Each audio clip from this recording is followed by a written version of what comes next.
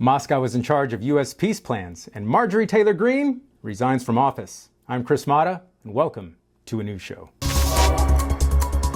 Over the weekend, U.S. Treasury Secretary Scott Bessent, and man who waves at coworkers through the glass before opening the door, went on Meet the Press and gave advice to American families on how to bring down their inflation rate.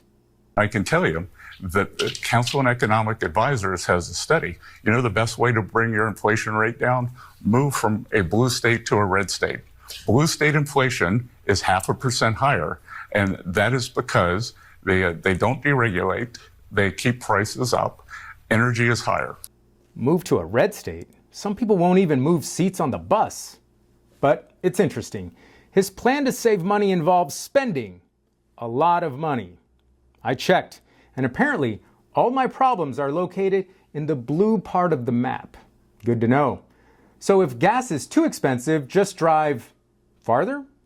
I feel like he didn't think this through. Last week, the U.S. Coast Guard officially reclassified swastikas and Confederate flags as only maybe offensive. But after public backlash, they issued a new memo saying those are, in fact, hate symbols and can't be displayed by anyone in the Coast Guard. Let's hope their next memo isn't titled the N-word. It depends. Elsewhere in the news, at the Las Vegas airport, Homeland Security Secretary Kristi Noem handed out bonus checks that she later admitted were fake. So congratulations, Kristi.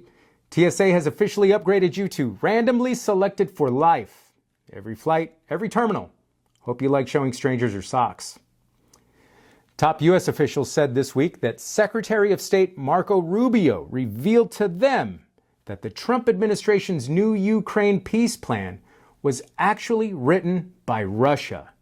They noticed the plan was written by the Kremlin because it kept referring to Donald Trump as our employee. It was also signed Love Moscow. Real subtle, guys. The IRS quietly released the new tax brackets for 2026, and officials say some Americans will save thousands, while others won't be nearly as lucky.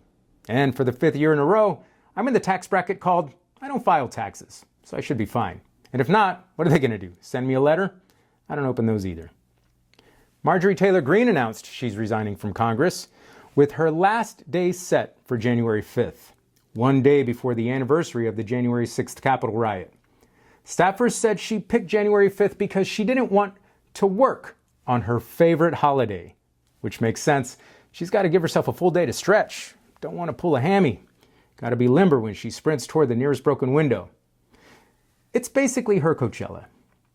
And finally, a federal judge has thrown out the criminal cases against former FBI Director James Comey and New York Attorney General Letitia James, ruling that President Trump's hand-picked prosecutor Lindsay Halligan, an interim U.S. attorney for Virginia, was illegally appointed when she secured the indictments.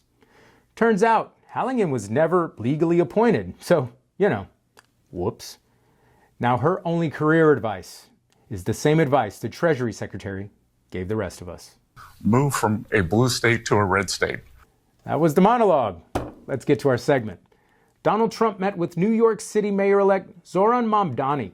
And most surprising of all, the two got along really well. And we're covering that in this week's segment. Let's meet Mamdani. Donald Trump met with New York City Mayor-elect Zohran Mamdani after trading insults online for months. But once they met in person, they somehow became besties, and it gave off this kind of vibe.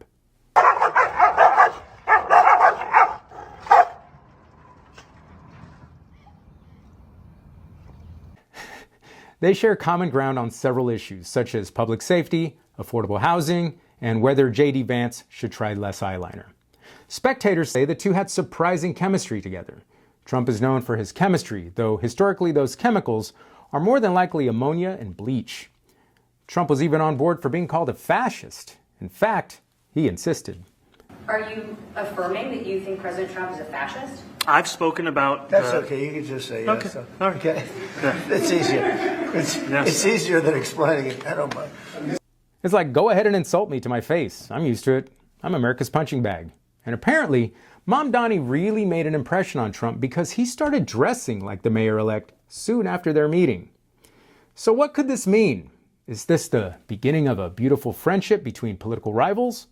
Or will the hateful tweets resume as soon as Mom Donnie leaves the building? Either way, Trump seems to be falling in love.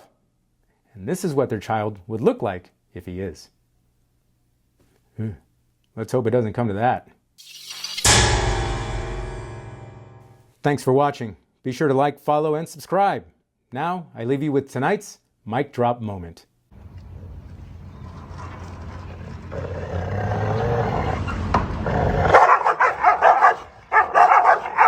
That was like spot on.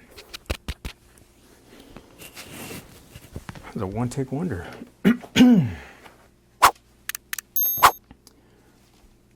Moscow is in charge of U.S. peace plans.